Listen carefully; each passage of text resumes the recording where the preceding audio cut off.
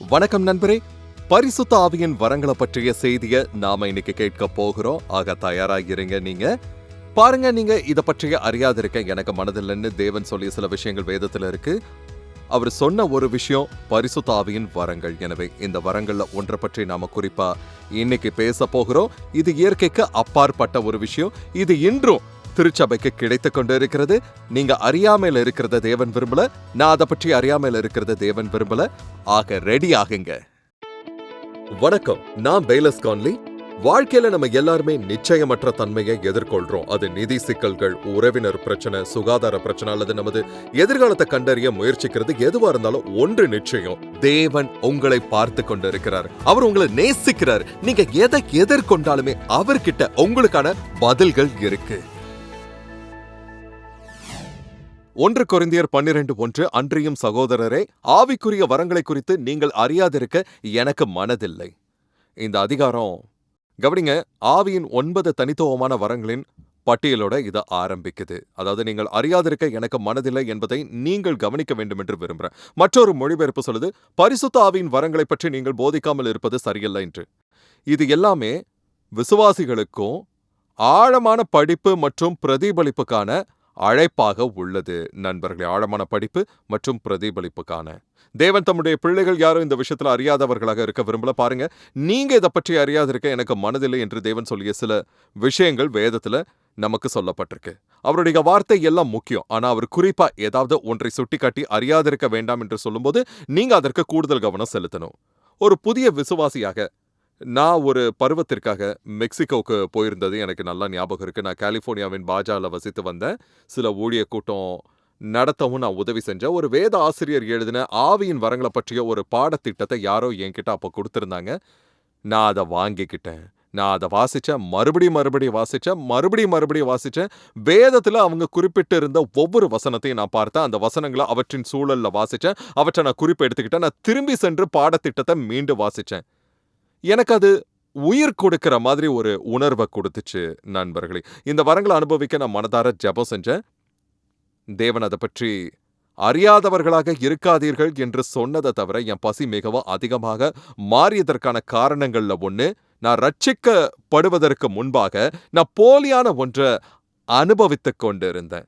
தவறான ஆவிகளோட ஒரு போலியான இயற்கைக்கு அப்பாற்பட்டது ஏதோ ஒன்று இருந்தா தேவனுடைய ஆவியுடன் ஒரு உண்மையான இயற்கைக்கு அப்பாற்பட்ட ஒரு கட்டாயம் இருக்க வேண்டும் என்று எனக்கு தெரியும்.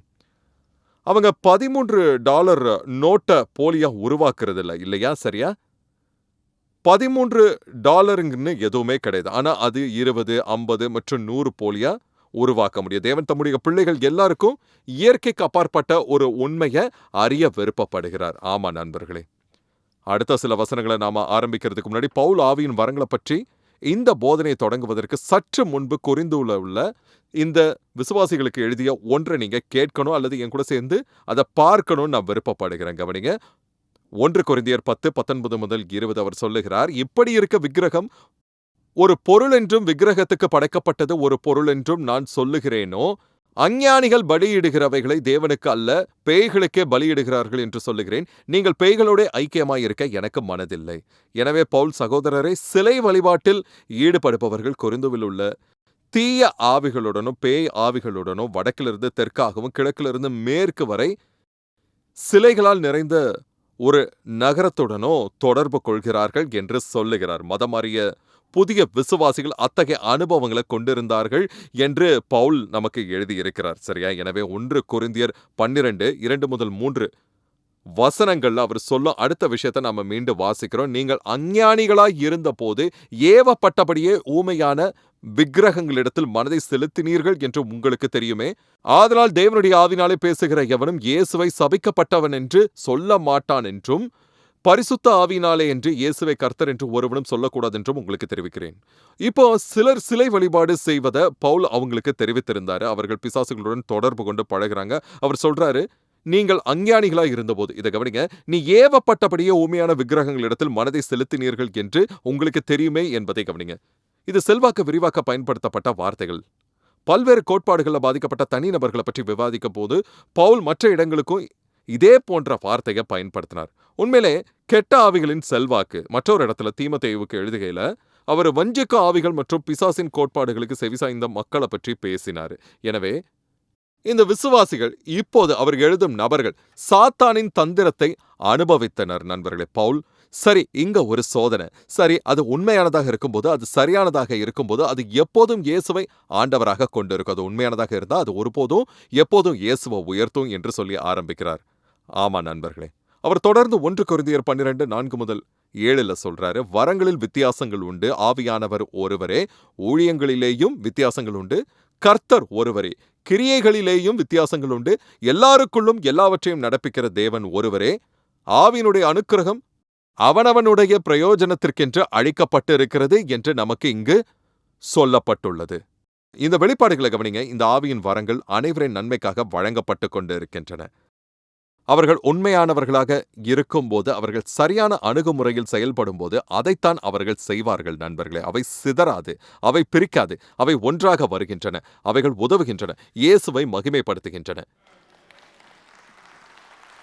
எனவே இந்த 9 வரங்களை பற்றி நாம எப்ப பார்க்க போகிறோம்? நாம் 8 முதல் 11 வரை உள்ள வசனங்களை படிப்போம். எப்படி எனில், ஒருவனுக்கு ஆவியினாலே ஞானத்தை போதிக்கும் வசனமும், வேறொருவனுக்கு அந்த ஆவியினாலேயே அறிவை உணர்த்தும் வசனமும், வேறொருவனுக்கு அந்த ஆவியினாலேயே விசுவாசமும், வேறொருவனுக்கு அந்த ஆவியினாலேயே குணமாக்கும் வரங்களும், வேறொருவனுக்கு அற்புதங்களை செய்யும் சக்தியும், வேறொருவனுக்கு தீர்க்க தரிசனம் உரைத்தலும், வேறொருவனுக்கு ஆவிகளை பகுத்தறிதலும், வேறொருவனுக்கு பற்பல பாஷைகளை பேசுதலும், வேறொருவனுக்கு பாஷைகளை வியாக்கியானம் பண்ணுதலும் அளிக்கப்படுகிறது.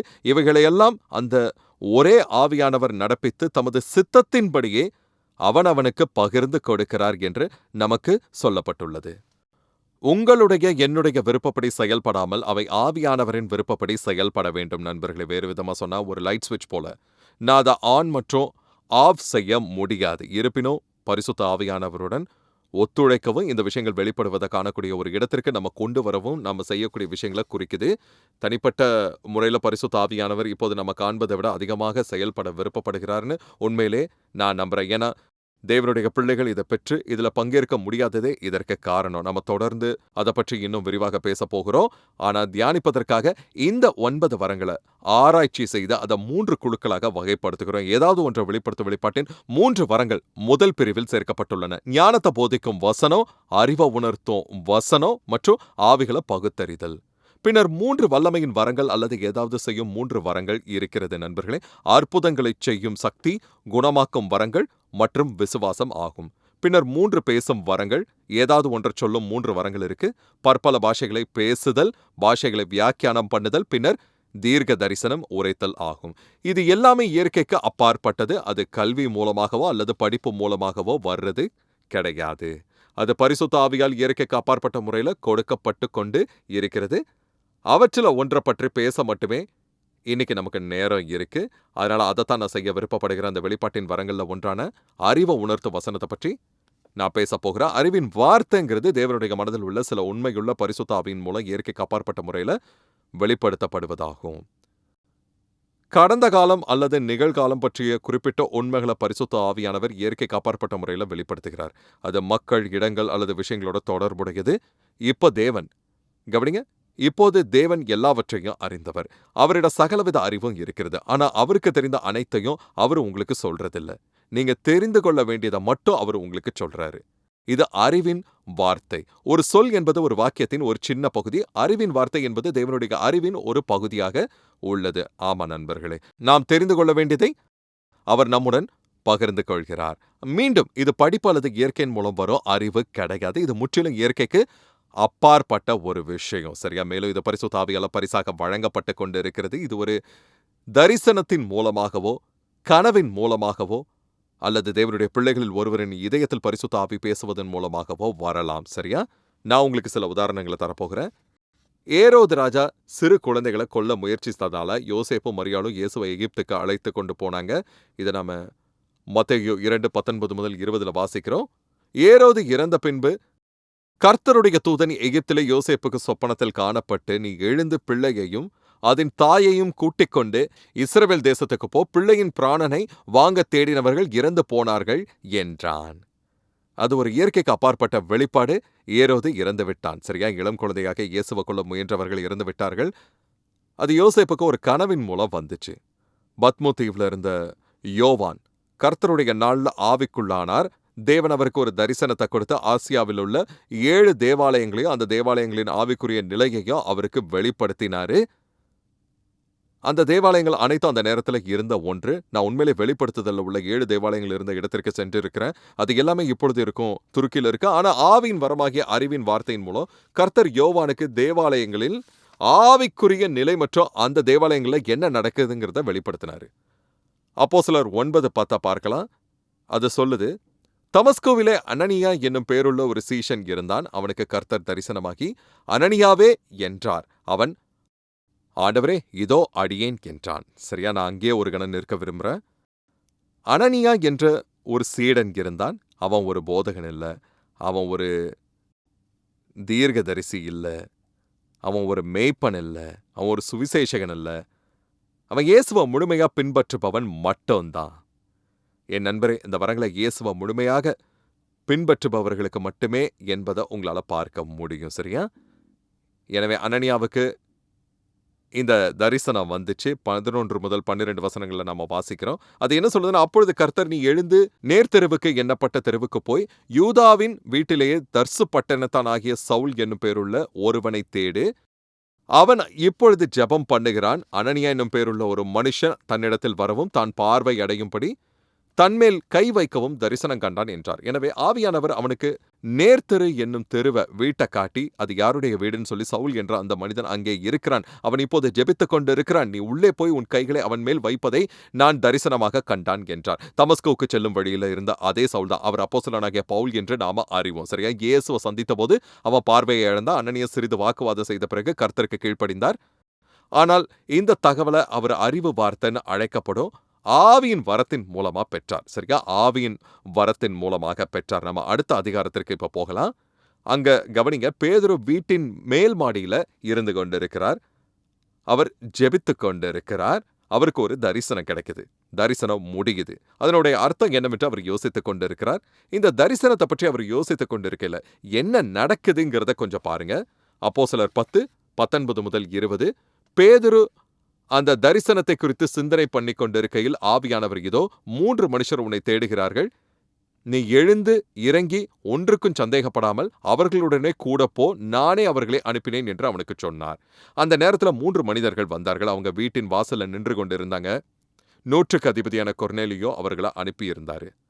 அவர்கள் அங்க இருக்கிறாங்கிறது பேதுருக்கு எப்படி தெரியும் சொல்லுங்க? ஆவியானவர் அவர்கிட்ட சொன்னார். அது ஒரு இயற்கைக்கு அப்பாற்பட்ட ஒரு வெளிப்பாடு. 3 பேர் இருக்கிறார்கள், அவர்கள் அங்க இருக்கிறாங்க, அவங்க வாசல்ல காத்திருக்கிறாங்க, நீங்க அவங்களோட செல்லணும், நான் அவர்களை அனுப்பினேன். இந்த அறிவின் வார்த்தை வெளிப்படுவதற்கான காரணங்கள் என்னன்னு தெரியுமா? அதாவது முதலாவதாக இயேசுவை மகிமைப்படுத்தவும், சரியா, மக்கள் அவரிடம் கொண்டு வரவும், இயேசுவை மகிமைப்படுத்தவும் மக்கள் அவரிடம் கொண்டு வரவும். 1 கொரிந்தியர் 12 முதல் 2 வசனங்கள்ல அது என்ன சொல்லுதுங்கிறது உங்களுக்கு ஞாபகம் இருக்கா? கவனிங்க. தேவனுடைய ஆவியால் பேசும் எவரும், தேவனுடைய ஆவியினால் பேசும் எவரும் இயேசுவை ஆண்டவர் என்று அறிவிப்பார்கள். யோவான் 16:13 முதல் 14 இயேசு சொன்னதை பாருங்க. சத்திய ஆவியாகிய அவர் வரும்போது சகல சத்தியத்திற்குள்ளும் உங்களை நடத்துவார். அவர் தம்முடைய சுயமாய் பேசாமல் தாம் கேள்விப்பட்டவைகள் யாவையும் சொல்லி வரப்போகிற காரியங்களை உங்களுக்கு அறிவிப்பார். அவர் என்னுடையதில் எடுத்து உங்களுக்கு அறிவிப்பதினால் என்னை மகிமைப்படுத்துவார் என்று நமக்கு சொல்லப்பட்டுள்ளது. முதலாவதாக இயேசு பரிசுத்த ஆவி வரும்போது அவர் உங்களிடம் பேசுவார் என்றார். ஒரு கிறிஸ்தவர் பரிசுத்த ஆவியானவர் அவர்களிடம் பேசுவதை கேட்பது அசாதாரணமானது அல்ல. இயேசு அவர் வரும்போது அவர் பேசுவார் என்றார். ஆனால் பரிசுத்த ஆவி பேசும்போது இயேசு அவர் என்னை மகிமைப்படுத்துவார் என்றார். அவர் எப்போதும் இயேசுவுக்கு மகிமையை கொண்டு வருவார். கர்த்தர் தாமே, கவனிங்க, கர்த்தர் தாமே இந்த ஆவியின் வரங்கள்ல செயல்பட்டாரு. யோவான் 4 அவர் சீகார் கிணற்றின் அருகில் இருக்கிறார். சீடர்கள் உணவு வாங்க சென்று இருக்கிறார்கள். அந்த கிணற்றிலிருந்து தண்ணீர் எடுக்க ஒரு பெண் அங்கு வந்தாள். இயேசு, போய் உன் கணவனை அழைத்து வா என்றார். அவள், எனக்கு கணவன் இல்லை என்றாள். அவர், அது சரிதான், 5 புருஷர் உனக்கு இருந்தார்கள், இப்பொழுது உனக்கு இருக்கிறவன் உனக்கு புருஷன் அல்ல என்றார். அது ஒரு அறிவின் வார்த்தை. பரிசுத்த ஆவியினால் அதை அவர் இயற்கைக்கு அப்பாற்பட்ட முறையில் அறிவித்தாரு. இதன் விளைவாக அவள் அவரை விசுவாசித்து ஊருக்குள் ஓடிப்போய் எல்லோரிடமும் சொன்னாள். அனைத்து மக்களும் இயேசுவை மேசியாவாக விசுவாசிக்க ஆரம்பித்தார்கள். ஆனால் எல்லாவற்றையும் தூண்டியது அறிவின் ஒரு சொல் ஆகும். எல்லாவற்றையும் தூண்டியது அறிவின் ஒரு சொல். போராடும் ஒருவரை ஊக்கப்படுத்த இதை பயன்படுத்தலாம். எலியா, கவனிங்க, எலியா சமீபத்தில் கர்மேல் மலையில பாகால் தீர்க்கதரிசிகளை எதிர்கொண்டாரு. தேசிய அளவில் ஒருவித விழிப்புணர்வு ஏற்பட்டுச்சு. அவர் இந்த பொய்யான தீர்க்கதரிசிகளை கொன்று விட்டாரு. பின்னர் எலியாவை கொல்லப் போவதாக ராணி யெசபெல் சத்தியம் செய்கிறாள். எனவே அவ புறப்படுகிறாள். இதை நாம 1 ராஜாக்கள் 19:4 வாசிக்க முடியும். அவன் வனாந்திரத்தில் ஒரு நாள் பிரயாணம் போய் ஒரு சூரைச் செடியின் கீழ் உட்கார்ந்து தான் சாக வேண்டும் என்று கோரி, போதும் கர்த்தாவே, என் ஆத்துமாவை எடுத்துக்கொள்ளும், நான் என் பிதாக்களை பார்க்கிலும் நல்லவன் அல்ல என்றான் என்று நமக்கு இதில் சொல்லப்பட்டுள்ளது. நண்பர்களே, இந்த மனிதன் கொஞ்சம் சோர்வாக இருந்தான்னு என்னால சொல்ல முடியும். எலியா இங்க போராடி கொண்டு இருக்கிறார்னு என்னால சொல்ல முடியும். தேவனே, என் ஜீவனை எடுத்துக்கொள்ளும், என் வீட்டிற்கு அழைத்துச் சொல்லும், நான் முடித்து விட்டேன், இதை இனி என்னால் கையாள முடியாது. இங்கே இது போன்ற மக்கள், இப்படிப்பட்ட மக்கள் இருக்கிறாங்கன்னு எனக்கு தெரியும். என்னை எடுத்துக்கொள்ளும் என்று நீங்கள் ஜெபித்திருக்கிறீர்கள். இதையெல்லாம் சமாளித்து விட்டு வெளியேறுவது எனக்கு எளிதாக இருக்கும்னு சொல்றீங்க. இதைத்தான் அவர் 1 ராஜாக்கள் 19:14 கர்த்தரிடம் சொல்லுகிறார். அதற்கு அவன், சேனைகளின் தேவனாகிய கர்த்தருக்காக வெகு பக்தி வைராக்கியமாய் இருந்தேன். இஸ்ரவேல் புத்திரர் உமது உடன்படிக்கையை தள்ளிவிட்டார்கள். உம்முடைய பலிபீடங்களை இடித்து உம்முடைய தீர்க்கதரிசிகளை பட்டயத்தினால் கொன்று போட்டார்கள். நான் ஒருவன் மாத்திரம் மீதியாய் இருக்கிறேன். என் பிராணனையும் வாங்க தேடுகிறார்கள் என்றான். தேவனே, வேறு யாரும் இல்லை, நான் ஒருவன் மாத்திரம் மீதி இருக்கிறேன், நான் மட்டும்தான் இருக்கிறேன். 1 ராஜாக்கள் 19:18 ஆனாலும் பாகாலுக்கு முடங்காதிருக்கிற முழங்கால்களையும் அவனை முத்தஞ்செய்யாதிருக்கிற வாய்களையும் உடைய 7000 பேரை இஸ்ரவேலிலே மீதியாக வைத்திருக்கிறேன் என்றார். இயற்கைக்கு அப்பாற்பட்ட அறிவின் வார்த்தை. எலியா, நீ மட்டும் இல்ல, எனக்கு இன்னும் 7000 பேர் இருக்கிறாங்க. அவங்க கிட்ட இரும்பு முள்ளெலும்புகள் இருக்கு. தற்போது ஏற்றுக்கொள்ளத்தக்கதா அவர்கள் வணங்கல, அவர்கள் பாகாலுக்கு சேவை செய்ய வணங்கல, அந்த சிலைய முத்தமிடல.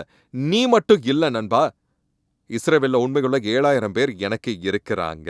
அது எலியாவை மிகவும் உயர்த்தி அவரை மிகவும் உற்சாகப்படுத்துது. அவர் அந்த இடத்தை விட்டு வேறு இடத்திற்கு போனாரு. அவரது நேரம் முடிவதற்குள்ள அவருக்கு இன்னும் கொஞ்சம் பலனளிக்கும் ஊழியம் இருந்தது. நண்பர்களே, அவருக்கு வந்த அறிவு வார்த்தையின் காரணமாக அவர் மரிக்க ஜெபிப்பதிலிருந்து அவர் தனது வாழ்க்கையின் அதிகமான பலனளிக்கும் ஊழியத்துல காலடி எடுத்து வச்சாரு. சரியா? 3வதாக, எதிரிகளின் கண்ணிகளை தவிர்க்க அல்லது அதிலிருந்து தப்பிக்க அதை பயன்படுத்தலாம். இந்த கதை 2 ராஜாக்கள்ல சொல்லப்பட்டிருக்கு. தேவனுடைய மனிதர் ஒருவர் இஸ்ரவேல் ராஜாவிடம் வந்து, பாருங்கள், படைகளை இங்கே அனுப்ப வேண்டாம், ஏனென்றால் சீரிய மன்னன் தனது படைகளை அங்கு அனுப்பி பதுங்கியிருக்கிறான் என்றார்.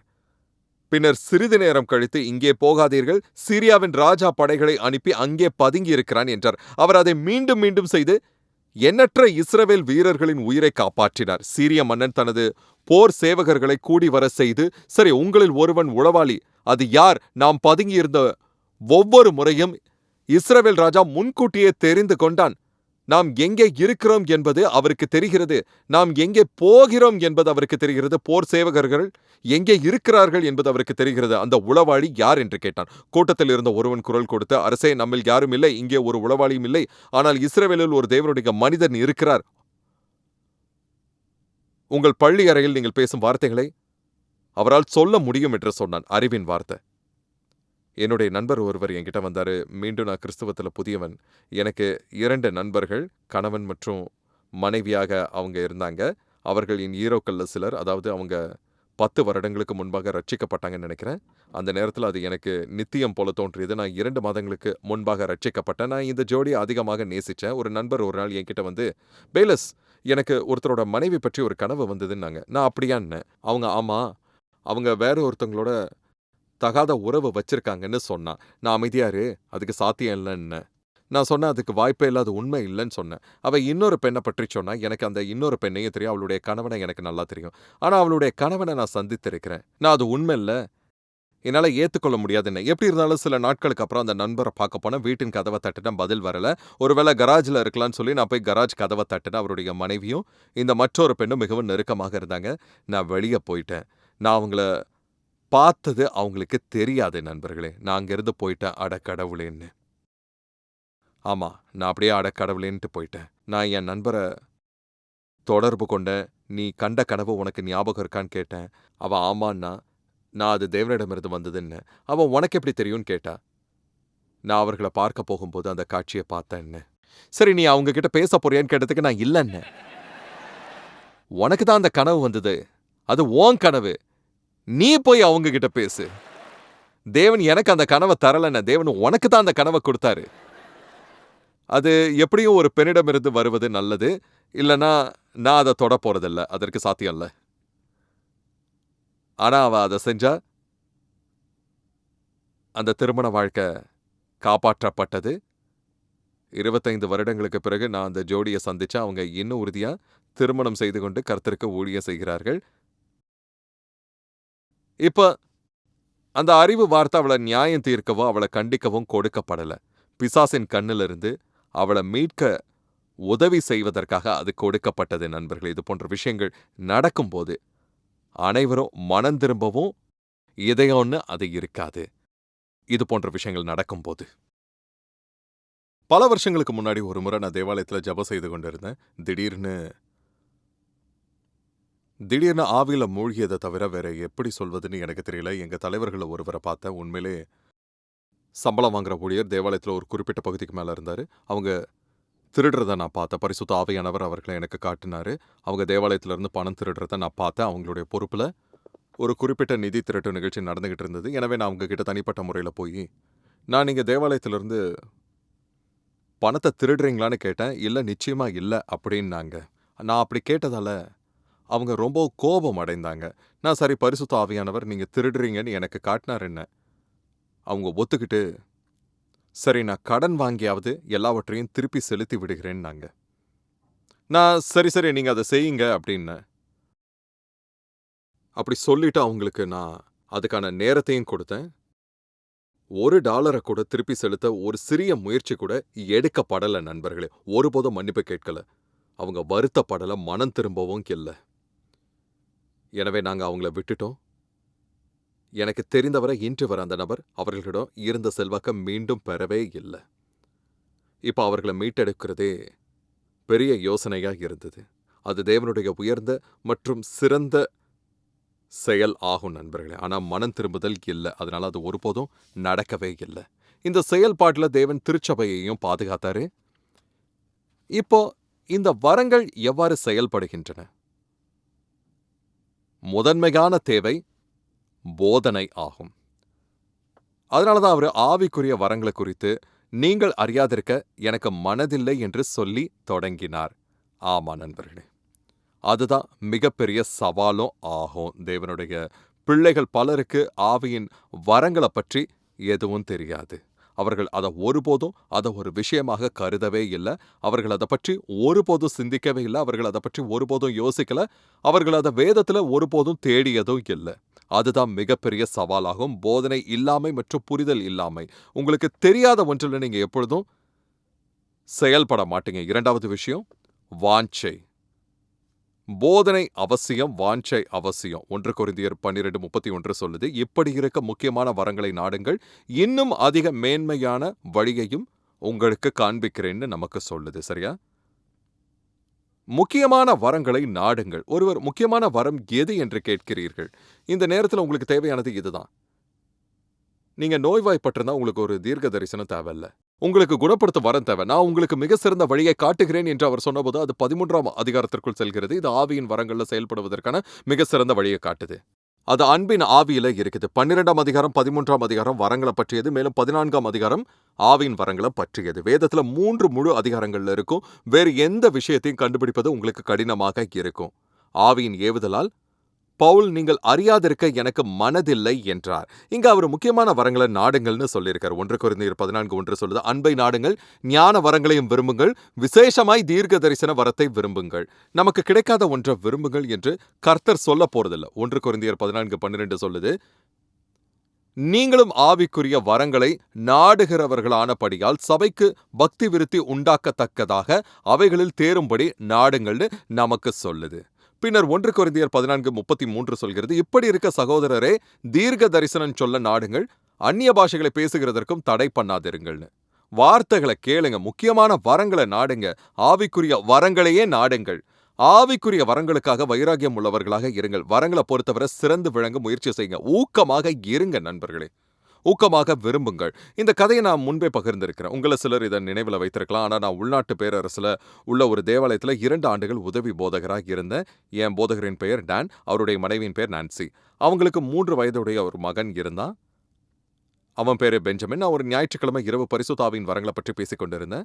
ஆவிக்குரிய வரங்களை நாடுகள் என்று சொல்லும் வசனங்கள் ஒன்றிலிருந்து இது எனக்கு கிடைத்தது. நான் அதுல மாட்டிக்கிட்டேன். நான் அதை மீண்டும் மீண்டும் சொல்லிக்கொண்டே இருந்தேன். எனக்கு கொஞ்சம் தளர்வான மேடை இருந்துச்சு. தேவாலயத்துல 150 பேர் அமர்ந்திருக்கலாம். நான் 2 அல்லது 3 நிமிடங்கள் முன்னும் பின்னுமாக நடந்தேன். நீங்கள் வரங்கள விரும்ப வேண்டும். நீங்கள் ஆவியின் வரங்கள விரும்ப வேண்டும் என்று மீண்டும் மீண்டும் சொன்னேன். நான் அதை செய்தபோது தேவனுடைய கரம் என் மீது இருப்பதை உணர்ந்தேன். எனக்கு மிகவும் தைரியம் வந்துருச்சு. நான் சொன்னேன், நீங்க வரங்கள விரும்பணும், நீங்க வரங்கள நாடணும், நீங்க வரங்கள நேசிக்கணும். 2 அல்லது 3 நிமிடங்கள் எனக்கு தெரியாது. நான் அதை 30 முறை சொன்னேன்னு நான் நினைக்கிறேன். பின்னர் அது அப்படியே உயர்ந்தது. நான் போதிப்பதற்காக திரும்பினேன். சரி, அடுத்த நாள் இரவு போதகர் டானோ அவரது மனைவி சில சபை உறுப்பினர்களோட அவங்களோட வீட்டில் இரவு உணவை சாப்பிட்டுக்கிட்டு இருந்தாங்க. அவர்கள் ஒரு நல்ல இரவு உணவை சாப்பிட்டார்கள். பின்னர் எல்லா குழந்தைகளும் விளையாட மாடிக்கு போனாங்க. சில பெரிய பிள்ளைகள் மேல் மாடி ஜன்னலின் திரைகளில் ஒன்றை அகற்றிவிட்டு திறந்த ஜன்னல் வழியா கூரைக்கு போனாங்க. 3 வயது சிறிய பெஞ்சமின் அவர்களை பின்தொடர்ந்தான். ஆமா, 3 வயது சின்ன பெஞ்சமின் அவங்கள பின்தொடர்ந்தான். அவன் சமநிலையை இழந்து கூரையிலிருந்து கீழே விழுந்தான். போதகரின் மனைவி நான்சி உண்மையிலே பெரிய ஜன்னலின் முன்பாக அமர்ந்து பாத்திரங்களை கழுவி கொண்டிருந்தாங்க. அவன் அவங்க முன்னாடி விழுந்தான். அவங்க கத்துனாங்க. டான் வெளியே ஓடினார். அவர் என்கிட்ட சொன்னாரு, என் பையன் அங்க இருக்கிறான், அசைவு இல்லை, அவன் கை இயற்கைக்கு மாறான முறையில் அவனுக்கு பின்னால வளைந்திருக்கு, நான் அவனை என் கைகளில் தூக்குனேன், அவன் மூச்சு விடுவது போல கூட தெரியல. டான் என்னை பார்த்து, பேலஸ், உன்னுடைய பிரசங்கத்தை கேட்டேன், நீ ஆவின் வரங்களை விரும்பணும், நீ வரங்களை விரும்பணும்னு சொன்ன.